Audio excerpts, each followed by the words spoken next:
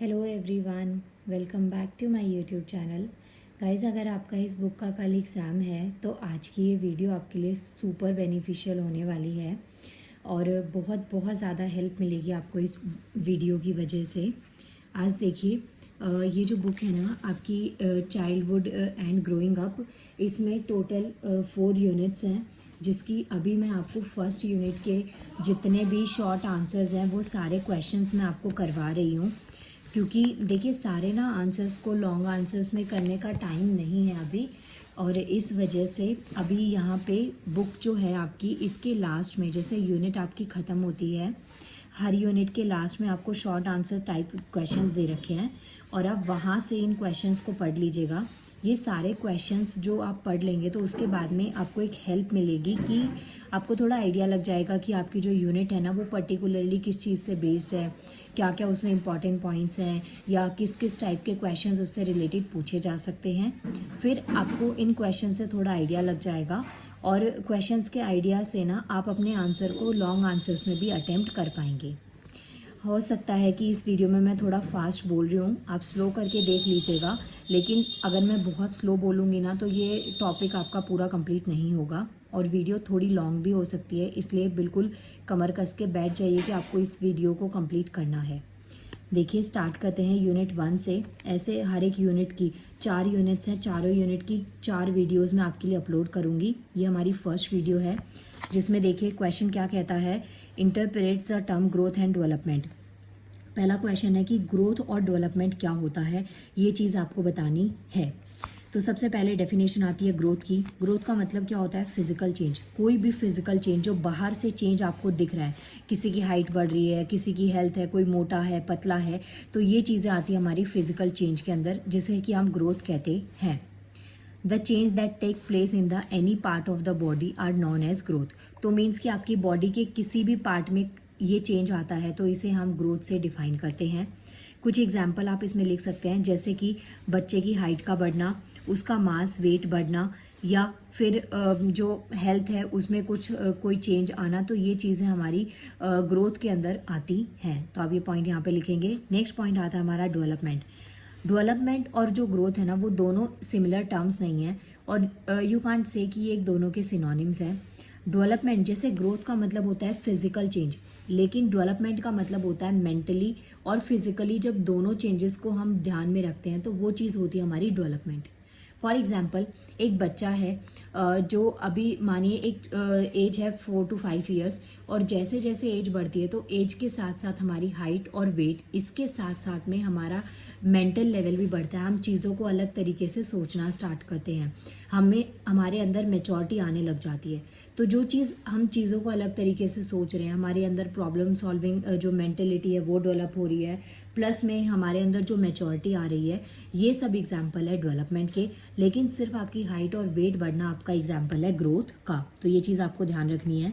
सो यहाँ पे दोनों ही चीज़ें मैंने आपको बता दी हैं। देखिए, development does not result only in growth of the function, the process of development and like the process of growth does not stop or attaining। देखिए, जैसे ग्रोथ है ना ये लाइफ लॉन्ग नहीं रहती, एक एज के बाद में हमारे बॉडी के जो पार्ट्स हैं वो ग्रो करना बंद कर देते हैं, और लेकिन जो डेवलपमेंट है ना वो लाइफ लॉन्ग रहती है। मीन्स कि बर्थ से लेके टिल डेथ आप किसी ना किसी से, चाहे आपसे छोटा हो, चाहे आपसे बड़ा हो, चाहे आपके पीयर्स हो, चाहे सेम ग्रुप मेंबर हो, चाहे आपका फ्रेंड सर्कल हो, कोई भी कहीं से भी आप कुछ ना कुछ सीखते रहते हैं और आपके अंदर डे बाय डे इम्प्रूवमेंट होता जाता है। आपके अंदर डे बाय डे चेंजेस आते हैं, फिर चाहे वो अच्छे चेंजेस हो चाहे बुरे चेंजेस हो। तो ये चीज़ आती है हमारी डेवलपमेंट में। ये कॉन्टिन्यूस प्रोसेस है, प्लस ये आपका क्वालिटेटिव प्रोसेस है। लेकिन ग्रोथ आपका क्वांटिटेटिव प्रोसेस है। क्वांटिटेटिव का मतलब जहाँ पे जिस चीज़ को आप काउंट कर सकते हैं। तो ये हो गई दोनों डेफिनेशंस। सेकेंड पॉइंट आता है, do the growth and development follow certain principles. जो ग्रोथ और डेवलपमेंट है, क्या इनके कुछ प्रिंसिपल्स होते हैं? तो येस, ग्रोथ एंड डेवलपमेंट के कुछ प्रिंसिपल्स होते हैं। जैसे यहाँ पे आपको 15 प्रिंसिपल्स दे रखे हैं। मेक श्योर करिएगा कि 7 to 8 प्रिंसिपल्स आपको बहुत अच्छे से आते हों, क्योंकि अगर ये क्वेश्चन आया आपका लॉन्ग आंसर में तो आपको 7 to 8 प्रिंसिपल्स अच्छे से आते होंगे, तो आप उन्हें थोड़ा डिटेल में एक्सप्लेन करने का ट्राई कर सकते हैं। हर पॉइंट पे 5 to 6 लाइन्स आप लोग अपनी मर्जी से भी लिख पाएंगे कनेक्ट करके, अगर आपको ये पॉइंट्स याद है। सो देख सकते हैं गाइज यहाँ पे ग्रोथ और डेवलपमेंट के कुछ प्रिंसिपल्स आपको दे रखे हैं, जैसे कि फर्स्ट आता है प्रिंसिपल ऑफ कॉन्टिन्यूटी, सेकेंड है principle of uniform pattern, third one is principle of individual differences, fourth one is principle of joint product of heredity and environment, fifth one is principle of total development, six is principle of maturation and learning, seventh one is principle of development direction, next is principle of integration, next principle of recapitulation, principle of correlation। ऐसे करके आपको total 15 दे रखे हैं। आप इसको एक बार video को pause करिएगा और ये 15 में से जो भी आपको 7, 8, 9 लर्न होते हैं उनको आप यहाँ से लर्न कर लीजिएगा। नेक्स्ट क्वेश्चन नंबर 3 देख सकते हैं यहाँ से, what factors make impact on physical development of children. जो फिजिकल डेवलपमेंट होती है, जैसे आपकी हाइट का बढ़ना, आपने देखा होगा कुछ बच्चे जो होते हैं ना जिनकी एज काफ़ी बड़ी होती है लेकिन उनकी हाइट बहुत छोटी रह जाती है, या उनकी जो बॉडी की हेल्थ है मीन्स कि बहुत वीक हो जाते हैं, या कुछ बहुत फैटी हो जाते हैं, और मीन्स कि जितनी उनकी हाइट है उतना उनका वेट नहीं है, कम है या ज़्यादा है, और कुछ प्रॉपर ग्रो नहीं हो पाए, तो ये सब चीज़ें आपकी फ़िज़िकल डेवलपमेंट में आती हैं। तो क्वेश्चन ये है कि कौन कौन से फैक्टर्स के ऊपर ये जो फिजिकल डेवलपमेंट है किसी भी बच्चे की वो डिपेंड करती है। आंसर देखिए यहाँ पे है, factors affecting physical development of children. तो किसी भी बच्चे की फिजिकल डेवलपमेंट को अफेक्ट करने वाले कौन कौन से फैक्टर्स हैं, ये क्वेश्चन आपके पास में आता है। जैसे कि यहाँ पे फर्स्ट फैक्टर आता है इन्वायरमेंट अवेलेबल। अब देखिए ये जो चीज़ है ना फिजिकल डेवलपमेंट, ये बाय बर्थ ही इसके ऊपर पॉजिटिव या नेगेटिव इम्पैक्ट आने लग जाता है जब बेबी मदर के वॉर्म में होता है, माँ के गर्भ में जब बच्चा होता है उसी टाइम पे ये चीज़ें आने लग जाती हैं।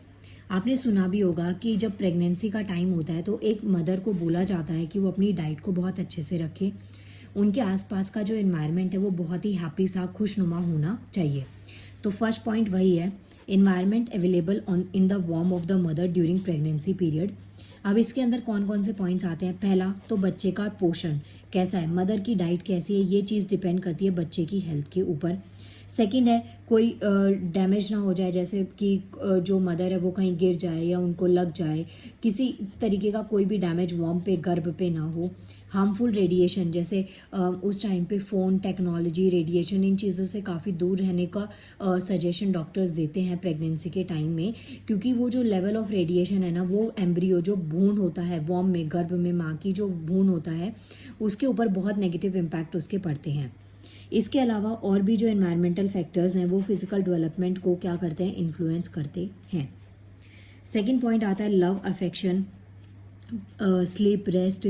जैसे आप मानिए आप के मन में किसी के लिए फीलिंग्स, आप किसी से बहुत प्यार में हैं, किसी से बहुत नफरत में हैं, तो ये चीज़ें ना आपकी डाइट पे, आपकी डे टू डे लाइफ के काम पे इसका बहुत नेगेटिव इम्पैक्ट आपको देखने को मिलता है। तो ये सब फैक्टर्स इसके ऊपर वर्क करते हैं, जैसे प्ले, कुछ खेलना, एक्सरसाइज। तो ये कुछ ऐसे फैक्टर्स होते हैं जो बच्चे की फिजिकल ग्रोथ और डेवलपमेंट के ऊपर क्या करते हैं, इम्पैक्ट डालते हैं। आज की डेट में, आज की जो जनरेशन है उसमें बच्चों की हाइट बहुत छोटी इसी वजह से भी रह जाती है क्योंकि कोई फिजिकल एक्टिविटी उनकी लाइफ में रह नहीं गई है।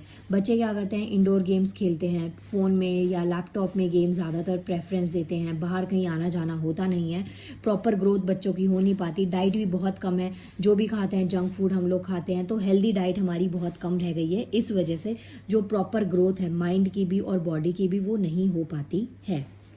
थर्ड पॉइंट आता है internal factor such as heredity, जो कि वंशागुणित लक्षण होते हैं, आपके जीन्स जो फादर मदर से या जो आपकी फैमिली है उससे आपके अंदर आते हैं। कुछ बायोलॉजिकल फैक्टर हो गए, कुछ इमोशनल फैक्टर्स हो गए, ये सब चीज़ें जो है ना ये हमारे इसके अंदर बहुत मेजर रोल प्ले करती हैं। नेक्स्ट फोर्थ पॉइंट आता है कुछ फैक्टर जैसे सोशल ट्रेडिशंस हैं, इकोनॉमिक कंडीशन है, फाइनेंशियल कंडीशन जिसको कह सकते हैं। ज़्यादा अच्छा पैसा है तो आप अच्छी डाइट अफोर्ड कर सकते हैं, आज की डेट में बहुत महंगाई बढ़ गई है। अगर आपके पास में ज़्यादा पैसा नहीं है तो आप अच्छी डाइट को अफोर्ड नहीं कर सकते क्योंकि बहुत चीज़ें आपको कॉस्टली पड़ेंगी, तो उससे बेटर आप ये सोचेंगे कि जो आपको सस्ते में मिल जाए आप वही चीज़ खा लें। इसके अलावा क्लाइमेट बहुत है, डिफॉर्मिटीज़, ग्लोबल वार्मिंग, पोल्यूशन, ये सब चीज़ें बहुत बढ़ रही हैं जिसकी वजह से जो बच्चे की फिजिकल डेवलपमेंट है उसके ऊपर बहुत नेगेटिव इम्पैक्ट आते हुए आपको देखने को मिल जाता है।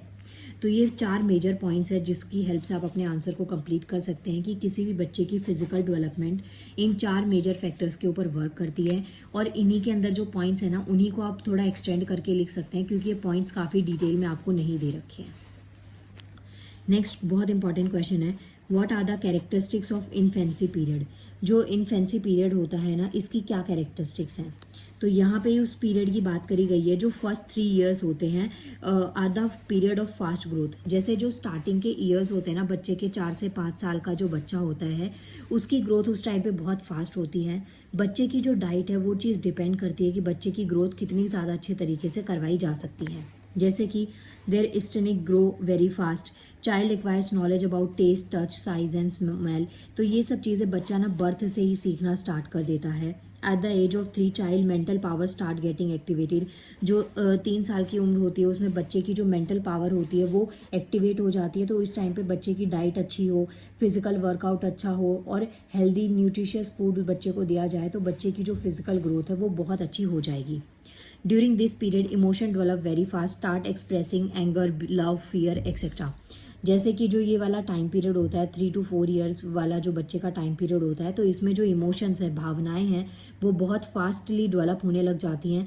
बच्चा अपने फियर, अपनी फीलिंग्स को, कोई भी कैसी भी फीलिंग है, प्यार की है, नफरत की है, डर है, तो उन चीज़ों को एक्सप्रेस करना बच्चा स्टार्ट कर देता है। और उस टाइम पे जो भी फीलिंग बहुत स्ट्रांग रहती है वही बच्चे की लास्ट तक रह जाती है, लाइफ लॉन्ग फिर वही चीज़ें आ जाती हैं। कुछ मोटर एक्टिविटीज़ जैसे कि movement of hand, leg, control over eyes etcetera, तो ये चीज़ें क्या होने लग जाती हैं, डेवलप होने लग जाती हैं। Child is totally dependent on his parents for his basic need, जो बच्चे की बेसिक नीड होती हैं, खाना पीना, घूमना फिरना, चलना फिरना, ये सब चीज़ों के ऊपर इन सब चीज़ों के लिए बच्चा अपने पेरेंट्स के ऊपर या जो गार्जियन होते हैं उनके ऊपर टोटली डिपेंड करता है। This period lack time concept, lack of mortality. This period accompanies fast learning process और tendency of repeating basic units. तो ये देखिए, ये पॉइंट्स आपको याद रखने हैं कि जो इन्फेंसी पीरियड होता है, बेसिकली यहाँ पे 3 ईयर्स वाले पीरियड की बात करी गई है। तो इस पीरियड की क्या क्वालिटीज़ हैं, क्या क्या इसकी स्पेशलिटी है, ये आपको यहाँ पे लिखनी है। अब देखिए नेक्स्ट क्वेश्चन आता है हमारा, what is the nature of education in adolescence. जो एडोलसेंस होते हैं उनके अंदर नेचर ऑफ एजुकेशन क्या होता है। पहली चीज़ तो यहाँ पे देखिए डेमोक्रेटिक एनवायरनमेंट होता है। एडोलसेंस पीरियड क्या, जिसमें हमारी बॉडी के अंदर फिजिकल चेंजेस आते हैं, जिसके बाद में मेल और फीमेल में ऐसे चेंजेस आते हैं जिससे उनकी बॉडी पूरी तरीके से अलग हो जाती है। जैसे मेंस्ट्रुएशन साइकिल है, पीरियड्स का स्टार्ट होना, बॉयज़ में जो बियर्ड है वो ग्रो होती है, थोड़ी वॉइस जो है वो थोड़ी हैवी हो जाती है, वोकल कोड थोड़ा सा बाहर की साइड दिखने लग जाता है। तो ये सब चीज़ें जो होती हैं ये एडोलसेंस में है, यौवनावस्था जिसको कहते हैं। तो यहाँ पे नेचर ऑफ एजुकेशन आपसे पूछा गया है। तो फर्स्ट पॉइंट है democratic environment should be provided. Next point is education should be provided according their interest, aptitude and abilities. ये एक ऐसा टाइम होता है जहाँ पे अगर बच्चे की स्किल और इंटरेस्ट के अकॉर्डिंग उनको चीज़ें प्रोवाइड करी जाए तो वो उसमें और अच्छा कर सकते हैं, बाद में उस चीज़ को, अपनी स्किल्स को वो बहुत एनहेंस कर सकते हैं। इसके अलावा individual differences should be kept in mind for their education. While deciding the nature of education the need of philosophy of life must be kept in mind. जैसे कि किस तरीके की एजुकेशन बच्चे को देनी चाहिए, उसके साथ में फ़िलॉसफी जो है ज़िंदगी की जैसे मान लीजिए पहले ना लोगों के पास ज़्यादा टाइम भी रहता था, एज भी काफ़ी ज़्यादा हो जाती थी, तो हमारे पास ग्रो करने के बहुत अपॉर्चुनिटीज़ थी। आज की डेट में कंपटीशन बहुत बढ़ गया है, तो पेरेंट्स ना अपने बच्चे को उसी अकॉर्डिंग जज करने लग गए, उसी अकॉर्डिंग बच्चे की गाइडेंस हो गई है। ये डिफरेंस आपने कैसे देखा होगा, जैसे बहुत सारी जो कोचिंग इंस्टीट्यूट्स हैं जहाँ पे पहले क्या होता था, बच्चा 12th तक करे, उसके बाद में सोचा जाता था कि अब आगे बच्चे को क्या करवाना है, उस अकॉर्डिंग बच्चे को कोचिंग दिलाई जाती थी। लेकिन आज की डेट में क्या है, बच्चे का 10th में ना सब कुछ क्लियर हो जाता है कि 10th के बाद या 12th के बाद में बच्चे को किस फील्ड में जाना है। तो बहुत सारे ऐसे कोचिंग इंस्टीट्यूट्स हैं जहाँ पे 10th के बाद ही एडमिशन दिला दिया जाता है और उनको 3 या 4 ईयर्स तक प्रिपेयर कर दिया जाता है, जो उनका फ्यूचर होता है या जिस फील्ड में या जिस भी करियर ऑप्शन को वो देखते हैं। तो ये चीज़ें हैं, ये फ़िलॉसफी ऑफ लाइफ है कि जैसे जैसे टाइम बढ़ रहा है, टाइम के साथ जो चेंजेस आ रहे हैं वो हमें हमारे बच्चों में और हमारे अंदर उस चेंज को डेवलप करना बहुत ज़रूरी है। पहले होता था एक कोर्स करा या एक डिग्री ली इनफ होती थी, आज की डेट में बच्चे एक साथ 3-3, 4-4 डिग्री, सर्टिफिकेट, कोर्स, डिप्लोमा, ये सब चीज़ें कर रहे हैं, लेकिन फिर भी जॉब नहीं है क्योंकि कंपटीशन बहुत ज़्यादा बढ़ गया है। तो ये चीज़ें जो है ये नेचर ऑफ एजुकेशन को डिसाइड करने में हेल्प करती हैं। Adolescent must be educated for physical development. जो फिजिकल डेवलपमेंट है, जैसे कि आज की डेट में ना इंडोर एक्टिविटीज़ ज़्यादा बढ़ गई हैं, आउटडोर एक्टिविटीज़ बहुत कम हो गई हैं, तो उस सिचुएशन में जो फिजिकल डेवलपमेंट है वो एडोलसेंट्स को बहुत ज़्यादा उसकी एजुकेशन होना बहुत ज़रूरी है, कंपलसरी है। इसके अलावा कुछ बहुत ही करिकुलम एक्टिविटीज़ हैं, स्किल्स हैं, वो भी इन्हेंस होनी ज़रूरी है बच्चों की, जैसे कोई ड्रामा में पार्टिसिपेट करवाया, स्पोर्ट्स में, स्पीचेस में, डिबेट में, कंपटीशन। मींस कि अकेडमिक्स के साथ साथ में पेरेंट्स जो हैं या गार्जियन जो हैं वो इन चीज़ों में भी बच्चे का थोड़ा फोकस करवा देते हैं, जिससे कि आगे चल के बच्चे को दिक्कत ना आए। और ये चीज़ मेक श्योर करनी चाहिए कि जिस भी चीज़ में उनकी स्किल है या इंटरेस्ट है तो उसको और थोड़ा एनहेंस करा जाए। तो ये कुछ पॉइंट्स हैं, आप nature of education in adolescence में लिख सकते हैं। यहाँ पे देखिए आपको 7 पॉइंट्स दे रखे हैं एक पेज पे, और आगे 3-4 पॉइंट्स और दे रखे हैं। ये भी आप एक बार रीड कर लीजिएगा, नहीं मन करे तो कोई दिक्कत नहीं है, उन 7 पॉइंट्स को बहुत अच्छे से करके चले जाइएगा। नेक्स्ट क्वेश्चन आता है, what do you mean bye cognitive development. अब देखिए कॉग्निटिव डेवलपमेंट का मतलब क्या है।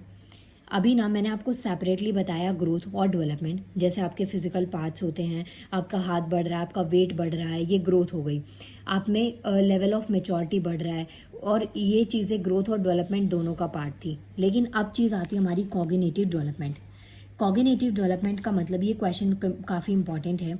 कॉग्निटिव डेवलपमेंट का मतलब हो गया जो कॉन्शियस थॉट्स हैं या प्रॉब्लम सॉल्विंग एबिलिटी है। जैसे कोई प्रॉब्लम आई, आप उसमें रोने नहीं लग गए, आप उस प्रॉब्लम को टैकल कर रहे हैं, आप उस प्रॉब्लम का सोल्यूशन निकालने के लिए कैपेबल हैं। तो ये चीज़ें आती हैं आपकी कॉग्निटिव डेवलपमेंट के अंदर। ये स्टार्टिंग से ही स्टार्ट हो जाता है, धीरे धीरे धीरे ये जो कॉग्निटिव डेवलपमेंट का प्रोसेस है ये आगे बढ़ता चला जाता है।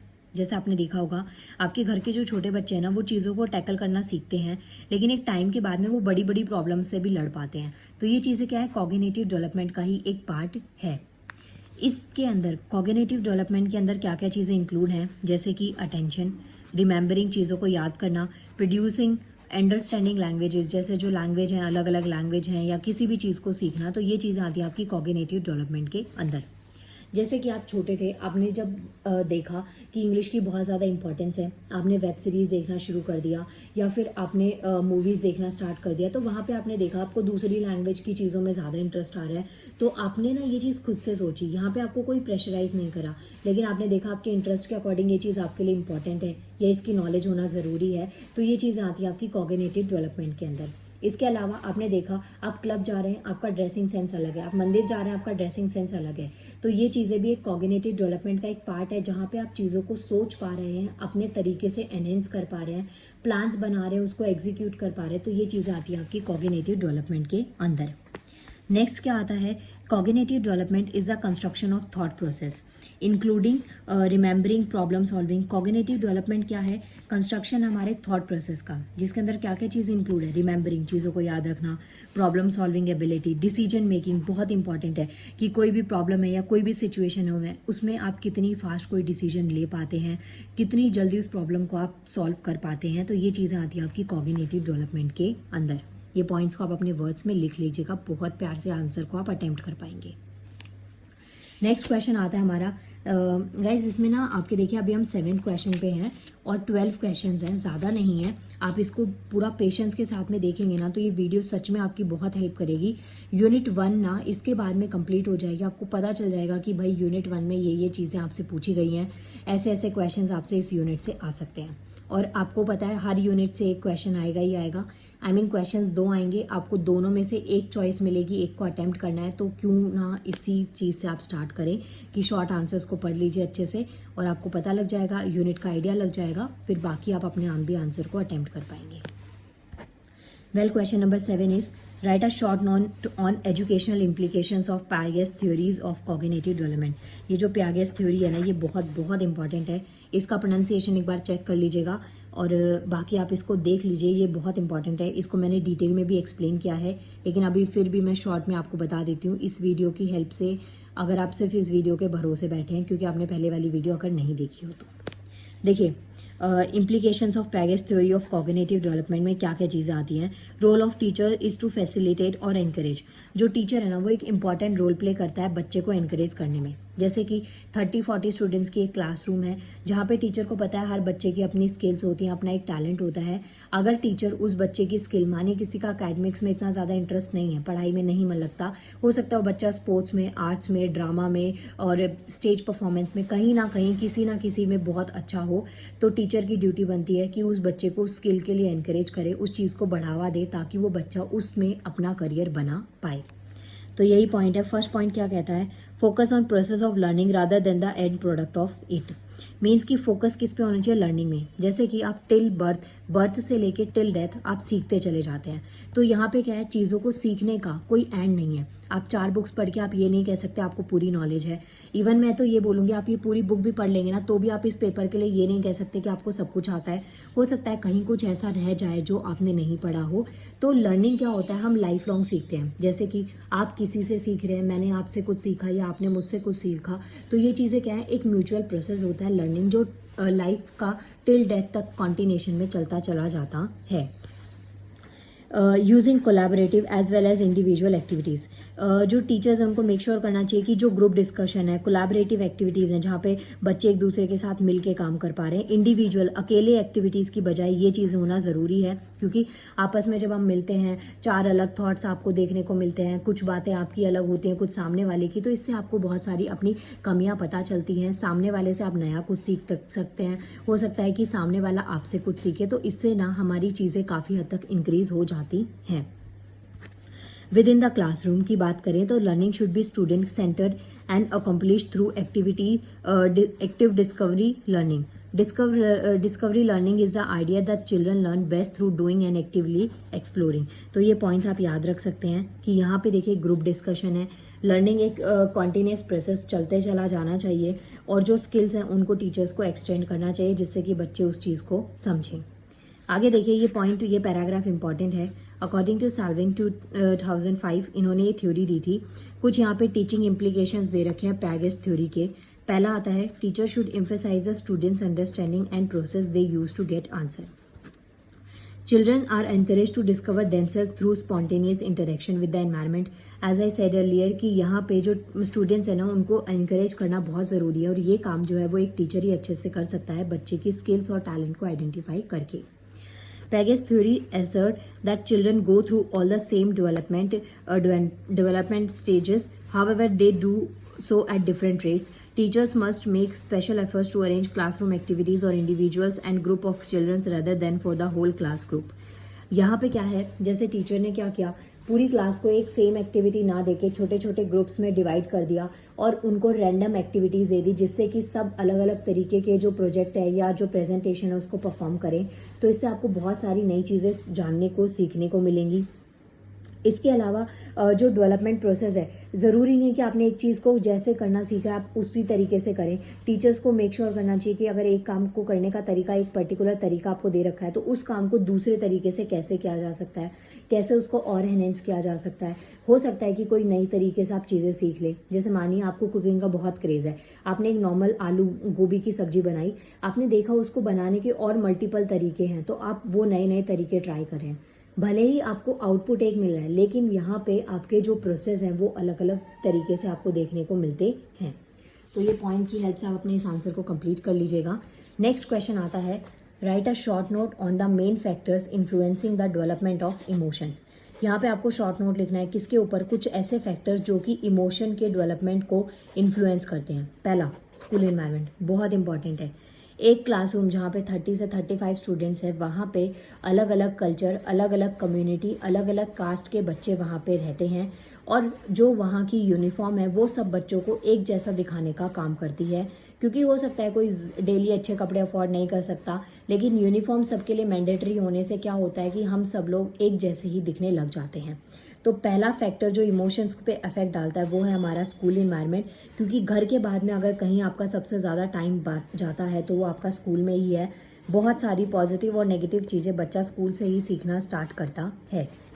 सेकेंड पॉइंट आता है एज। एज जो है वो भी जो इमोशंस है उसके डेवलपमेंट पे इफेक्ट डालती है। जैसे जैसे एज में इमोशंस में इंक्रीज़ होता है, जैसे एज में इंक्रीज़ होता है, जो इमोशंस है उनमें भी इंक्रीज़ होने लग जाता है। जैसे मानिए आप छोटे हैं तब आप चीज़ों को बहुत ज़्यादा इमोशनली लेंगे, हो सकता है थोड़ी एज के बाद में आप चीज़ों को प्रैक्टिकली लेने लग जाएं, और एक पर्टिकुलर एज के बाद में आपको आइडेंटिफाई करने में दिक्कत नहीं होती कि क्या चीज़ सही है और क्या गलत है। आप प्रैक्टिकल होकर चीज़ों को देखने लग जाते हैं। तो एज वाला फैक्टर भी इसमें बहुत मेजर रोल प्ले करता है। नेक्स्ट पॉइंट आता है एटीट्यूड पैटर्न।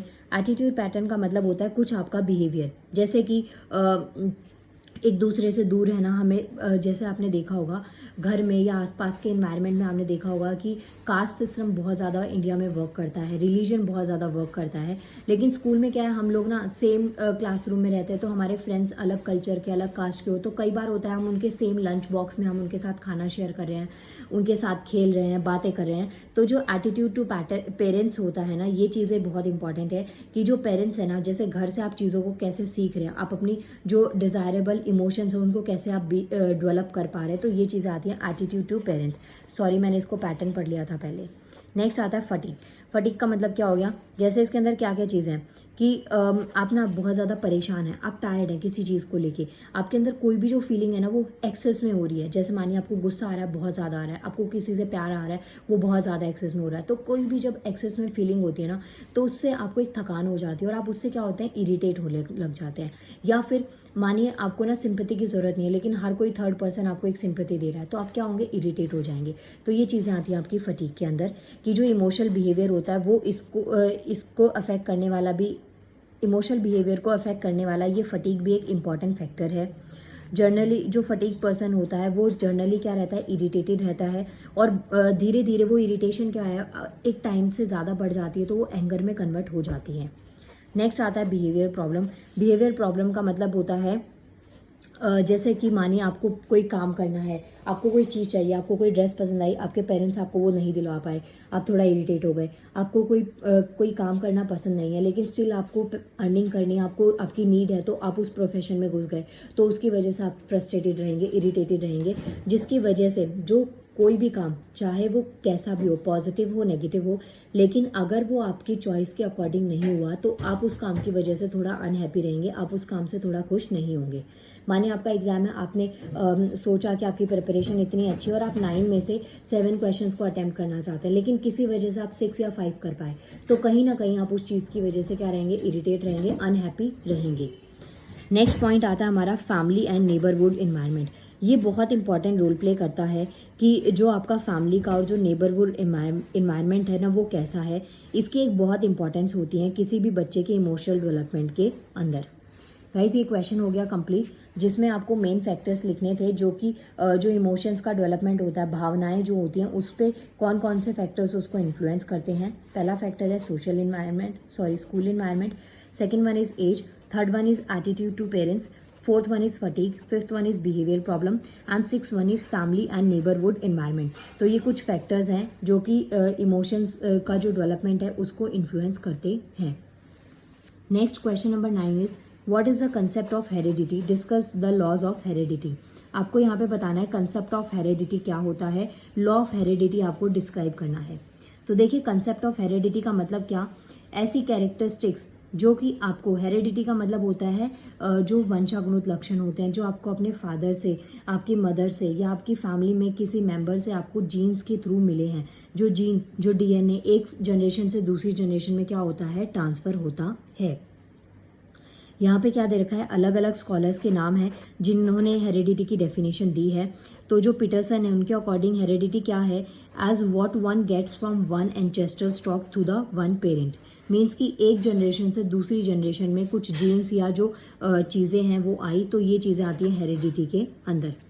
नेक्स्ट आता है हेरिडिटी जो वर्ड है ना वो डिराइव किया गया लैटिन वर्ड हेरिडेटस, जिसको कहते हैं, जिसका मतलब क्या होता है, much stroke which a person receive from his parents. Means कि आपके अंदर जो मैक्सिमम चीज़ें जो आपके पेरेंट्स से अंदर आई है, पेरेंट्स से आपके अंदर आई हैं, उसे हम हेरिडिटी कहते हैं। और हेरिडिटी क्या है, एक ट्रांसमिशन होता है बायोलॉजिकल और अदर ट्रेट्स का, जो एक पेरेंट से एक जनरेशन से दूसरी जनरेशन में रिप्रोडक्शन प्रोसेस के थ्रू आता है। मीन्स की चीज़ें जो है ना वो एक जो प्रोडक्शन है, मीन्स की जैसे सेक्सुअल रिप्रोडक्शन होता है कि मेल और फीमेल का एग मेल के स्पर्म से मिल के जब फर्टिलाइज होता है तो उससे ओव्यूम बनता है, एम्ब्रियो बनता है, भ्रूण, जो कि 9 मंथ या 8 मंथ्स के टाइम पीरियड तक मदर वॉर्म में रहता है, और उसके बाद में एक बेबी बाहर आता है और वो जो इन्वायरमेंट है उसमें ग्रो करता है। तो ये चीज़ें आती है हमारी हेरिडिटी में, जो जीन्स और डीएनए से एक जनरेशन से दूसरी जनरेशन में ट्रांसफ़र होता है। नेक्स्ट आता है हमारा लॉज ऑफ हेरिडिटी। देखिए क्वेश्चन का एक पार्ट मैंने बता दिया, कंसेप्ट ऑफ हेरिडिटी ये हो गया। नेक्स्ट आता है लॉ ऑफ हेरिडिटी। तो इसमें क्या आता है, कुछ हमें यहाँ पे लॉ ऑफ हेरिडिटी दे रखे हैं जो कि एक तो मेंडल ने ही दिया था, अगर आपने 9th-10th में साइंस पढ़ी और आपको याद हो तो मेंडल ने पी वाला एक्सपेरिमेंट करा था। ये 10th में था आपका पी एक्सपेरिमेंट, जहाँ पे उन्होंने मटर के पौधों को लेके बताया था जैसे कुछ जो मटर के पौधे हैं वो बड़े हो गए, कुछ छोटे रह गए, कुछ जो मटर के दाने थे वो रिंकल थे जिनमें दाग धब्बे थे, झाइयाँ टाइप में बनी हुई थी, कुछ येलो कलर के थे तो कुछ ग्रीन कलर के। तो ये चीज़ें आती हैं आपकी जो लॉ ऑफ हेरिडिटी है। जैसे आपने देखा होगा कि अगर एक फैमिली के अंदर सारे बड़े लोग हैं, सबकी हाइट बहुत बड़ी है, तो आगे जो जनरेशन आ रही है मोस्ट प्रॉब्ली उनकी हाइट बड़ी होगी। लेकिन कुछ ऐसे बच्चे हैं जो कि जिनकी हाइट छोटी आ जाती है, तो ऐसा नहीं कि वो उस फैमिली से बिलोंग नहीं करते। हो सकता है उनकी जो 4th जनरेशन थी, जो पहले वाली जनरेशन थी, जो उनके पूर्वज रहे होंगे, उनमें किसी की हाइट छोटी हो जिसकी वजह से वो बेबी के अंदर देखने को मिलता हो। तो ये चीज़ आती है आपकी लॉ ऑफ हेरिडिटी के अंदर। लॉ ऑफ वेरिएशन आप याद रख लीजिएगा, लाइक बैगेज, लाइक ये चीज़ें आपको यहाँ पे पढ़ लेनी है। नेक्स्ट देखिए लॉ ऑफ रीजनरेशन। देखिए लॉ ऑफ हेरिडिटी में 3 लॉज मैंने आपको बता दिए हैं, तीनों लॉज को एक बार आप यहाँ पे देख लीजिएगा। नेक्स्ट पॉइंट आता है हमारा, what do you mean by parenting, what are the factors, what are the effects of authoritarian on children. देखिए पेरेंटिंग का क्या मतलब होता है। सबसे पहली चीज़, is a process of educating a child from birth till adulthood on adolescence, it is often done by parents. जो पेरेंटिंग है ना वो मोस्टली किसके थ्रू होती है, पेरेंट्स के थ्रू होती है। आपके जो मदर फादर है वो आपको गाइड करते हैं, बच्चों को बहुत सारी चीज़ें सिखाते हैं, सोसाइटी में कैसे रहना है, खाना पीना आपके बर्थ से लेके, क्योंकि आप स्कूल में जाना बहुत बाद में स्टार्ट करते हैं। आपकी जो बेसिक नॉलेज होती है, बेसिक एथिक्स होते हैं, वो आपको आपके घर से ही आते हैं। तो पेरेंटिंग क्या है, एक ऐसा प्रोसेस ऑफ एजुकेटिंग है जो बच्चे को सिखाता है या पढ़ाता है। When the parents are unable to do such parenting or they don't want to do so, then in that case such parent is done by the close relative, grandparents or orphanage. अगर मानिए किसी वजह से parents जो mother father है वो enable हैं, वो चीज़, वो पेरेंटिंग, वो गाइडिंग बच्चे को नहीं दे पा रहे हैं। मानिए किसी बच्चे के पेरेंट्स नहीं है, एक्सीडेंट हो गया है या मेंटली कुछ प्रॉब्लम चल रही है, नहीं हो पा रहा, तो वो जो गाइडिंग है, वो पेरेंटिंग जो है ना वो कोई और करता है। और उनमें करने वाले मोस्टली लोग कौन है, या तो आपके रिलेटिव्स हो सकते हैं, जो आपके क्लोज रिलेटिव्स होते हैं, आसपास रहते हैं, या जो आपके ग्रैंड पेरेंट्स, आपके दादा दादी हैं, या जो ऑर्फनेज जहाँ पे अनाथ आश्रम में बच्चों को रख दिया जाता है। नेक्स्ट आता है effects of authoritative parenting on children. अब ये तो मैंने आपको पेरेंटिंग की डेफिनेशन बता दी, इसके क्या क्या इफेक्ट्स होते हैं बच्चे के ऊपर। पहली चीज़, it is a child centred approach, this approach holds high expectations of maturity. ये जो अप्रोच है ना, ये एक बच्चे से लेवल ऑफ मेच्योरिटी को बहुत हाई लेवल पे क्या करता है, एक्सपेक्ट करता है। Children get clear standards from the parents. बच्चों से जैसे जो बेसिक एथिक्स होते हैं आपको ना अपनी फैमिली से ही पता चल जाता है। आप जहाँ पे भी, जैसा भी आपका फैमिली एटमॉस्फेयर है, जहाँ पर रह रहे हैं, वहीं से आपको चीज़ों को टैकल करना, खाना पीना, कपड़े पहनना, ये सब चीज़ें आपको बाय बर्थ ही आती है। जैसे आपने देखा होगा जो रॉयल फैमिलीज होती है ना, वहाँ पे जो छोटा सा बच्चा होता है ना, उसका ड्रेस आप देखेंगे ना बहुत वेल ड्रेस्ड होते हैं, क्योंकि उसको बाय बर्थ ही वो चीज़ सीखने को मिल जाती है। वहीं पे अगर कोई गरीब फैमिली है तो वहाँ पे बच्चों को इतना ड्रेसिंग सेंस नहीं होता, क्योंकि उन्होंने स्टार्टिंग से ही वो चीज़ देखी है। तो ये जो है ना कि स्टैंडर्ड्स जो होते हैं वो हमें हमारे पेरेंट्स से मिल जाते हैं। तो ये पॉइंट आपको यही समझाता है, और ये सब पॉइंट्स आप यहाँ पे एक बार इसको पढ़ लीजिएगा। नेक्स्ट और लास्ट क्वेश्चन, नहीं सेकेंड लास्ट क्वेश्चन इस वीडियो का, what do you mean by media, what are the benefits of internet use by the children and youth. जो मीडिया है ना उससे आप क्या समझते हैं। आज का जो एरा है ना गाइज, वो गोल्डन एज ऑफ टेक्नोलॉजी है। आप एक दूसरे के कांटेक्ट में थ्रू मीडिया ही आते हैं, जो डेली लाइफ से, जैसे आपने व्हाट्सएप किया, इंस्टाग्राम किया, या कोई भी सोशल नेटवर्किंग साइट से आप एक दूसरे से कनेक्ट हैं। बहुत सारे आपके रिलेटिव्स, आपके फ्रेंड्स, बहुत सारे ऐसे लोग जिनसे आप कभी सामने से लाइव मिले ना हो सकता है आपके सिर्फ और सिर्फ वो टेक्नोलॉजी से ही फ्रेंड बने हो। जो मीडिया है ना एक पावरफुल इन्फ्लुएंस होता है थॉट्स के ऊपर। जैसे जो जो चीज़ें आप से देखते हैं, जैसे मानिए आपने ना किसी यूट्यूबर को देखा, उसकी बहुत ही रिच वाली लाइफस्टाइल है, बहुत ही रॉयल लाइफ वो जी रहे हैं, तो आपके अंदर भी ना कहीं वो चीज़ आती है, कुछ थॉट्स आते हैं कि काश हम भी ऐसे जिएं। आपने किसी को बहुत कॉस्टली एक्सपेंसिव खाना खाते हुए देखा, किसी 5 स्टार होटल में बैठे देखा, कहीं ना कहीं आपके अंदर भी आएगा कि हाँ काश हम भी वहाँ पे वो चीज़ें हों। तो जो हमारे थॉट्स है ना उसको इन्फ्लुएंस करने वाला जो बहुत मेजर रोल प्ले करता है वो मीडिया। और जैसे हर चीज़ के पॉजिटिव और नेगेटिव साइड होते हैं, ऐसे ही जो मीडिया है ना इसके बहुत सारे पॉजिटिव और नेगेटिव साइड हैं। तो वो डिपेंड करता है कि बच्चा इसको किस चीज़ के ऊपर लेता है।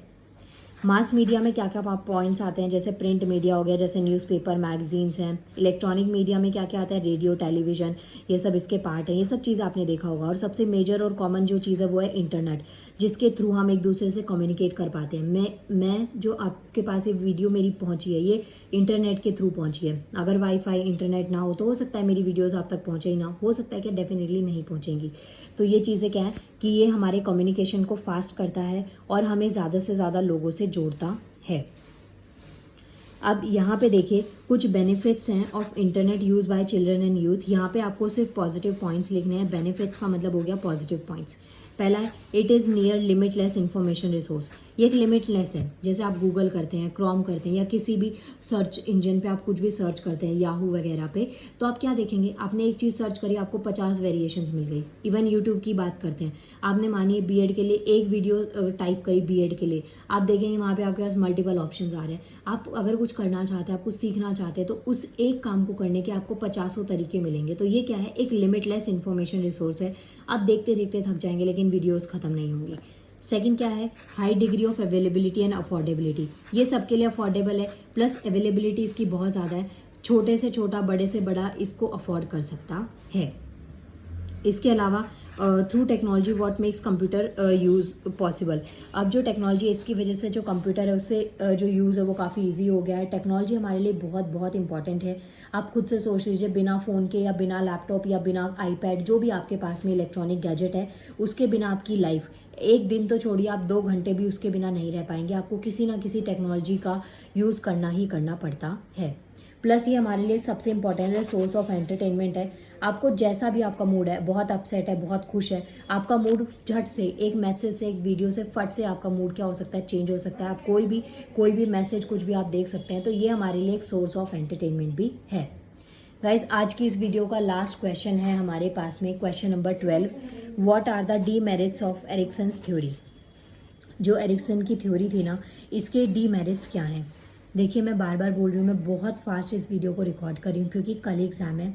तो आप एक बार प्रोनाउंसिएशन या वर्ड्स मैंने कुछ गलत बोल दिए तो उसको इग्नोर कर दीजिएगा, आप सिर्फ पढ़ने पे फोकस करिएगा। यहाँ पे आपसे डीमेरिट्स पूछे गए हैं। पहला क्या है, 8 stages tend to focus on childhood rather than the adult life through its called the life span theory. अब यहाँ पे इनकी एक लाइफ स्पैन थ्योरी थी। देखिए, इसके अकॉर्डिंग क्या है, कुछ क्रिटिक्स इनके हुए थे, इनको भी कुछ निंदाएं फेस करनी पड़ी थी। नेक्स्ट क्या आता है इसमें, has adopt over optimistic attitude. जो ये थे ना, इन्होंने ओवर ऑप्टिमिस्टिक एटीट्यूड को क्या कर लिया था, अडॉप्ट कर लिया था। This has led to his impracticability more. Means कि जैसे क्या होता है, आप ना कई बार चीज़ों को बहुत ज़रूरत से ज़्यादा सोच लें। जैसे कुछ भी, कोई भी काम आप बहुत ज़रूरत से ज़्यादा सोच ले, आप प्रैक्टिकल हुए बिना। जैसे मान लीजिए आपको ना कोई कार पसंद है, बहुत एक्सपेंसिव लग्जरी कार आपको पसंद आ गई, लेकिन आपने देखा नहीं कि आपके पास में बजट कितना है, लेकिन आप पागल हो गए उसके पीछे। और आपको पता है कि आप में इतना टैलेंट या फिर इतने सोर्सेज नहीं है कि आप उस चीज़ को अफोर्ड कर पाएँ, लेकिन अननेसेसरी इम्प्रैक्टिकेबल होकर कि वो चीज़ पॉसिबल नहीं है, तो आप उसके पीछे पड़ जाएं। तो ये चीज़ें आती है जहाँ पे आपको दिख रहा है कि वो चीज़ पॉसिबल नहीं है, लेकिन स्टिल आप ये सोचें कि नहीं, आप कर लेंगे, और अननेसेसरी आप अपने आप को क्या दे रहे हैं, स्ट्रेस दे रहे हैं। यही चीज़ें यहाँ पे इनके डीमेरिट से। नेक्स्ट, कुछ psychologist also claim that the fact hypothesis which have been explained और interpreted have no experimental support. कुछ इनकी थ्योरीज थी, उनका कुछ एक्सपेरिमेंटल सपोर्ट नहीं दे पाए थे, तो ये चीज़ कुछ साइकोलॉजिस्ट ने क्लेम करी थी। इसके अलावा कुछ क्रिटिक्स क्या थे, don't agree with Erikson statement that a healthy and superior personality can be develop by adjusting according to the changing social conditions. Next point आता है कि जो साइको सोशल स्टेजेस थे वो इनकम्प्लीट हैं और अनसेटिस्फैक्ट्री हैं, तो यहाँ पे इनको क्रिटिसाइज़ किया गया था, कुछ निंदाएं इनकी करी गई थी। अब देखिए गाइस, आपको ना मैंने ये जो यूनिट है, ये यूनिट मैंने कंप्लीट करवा दी है। यहाँ पे आप देख सकते हैं नेक्स्ट यूनिट आती है आपकी। तो ये जो यूनिट 1 है, इसमें आपके टोटल 12 क्वेश्चन थे जो मैंने आपको बताए। एक शॉर्ट ओवरव्यू आपको मैंने इंट्रोडक्शन दे दिया कि ये पूरी यूनिट आपकी किसके ऊपर बेस्ड है, और सारे पॉइंट्स इसमें कवर अप हो गए हैं। ज़्यादा भी नहीं पढ़ा। इस वीडियो को पढ़ने के बाद में, इस वीडियो को अच्छे से सुन लीजिएगा, उसके बाद में सिंगल रीडिंग भी आप करेंगे ना, तो आपका फर्स्ट यूनिट अच्छे से प्रिपेयर हो जाएगा। एटलीस्ट इतना कि आप एग्जाम में क्वेश्चंस को अटेम्प्ट कर पाएंगे। नाउ गाइज, मिलते हैं नेक्स्ट वीडियो में। Thank you so much. Please जितना मैक्स टू मैक्स हो सकता है इस वीडियो को बच्चों तक पहुँचाइए, क्योंकि सबका कल एग्ज़ाम है। And good luck for your exam. मेरी विशेज़, मेरी ब्लेसिंग्स आप लोगों के साथ हैं। Thank you.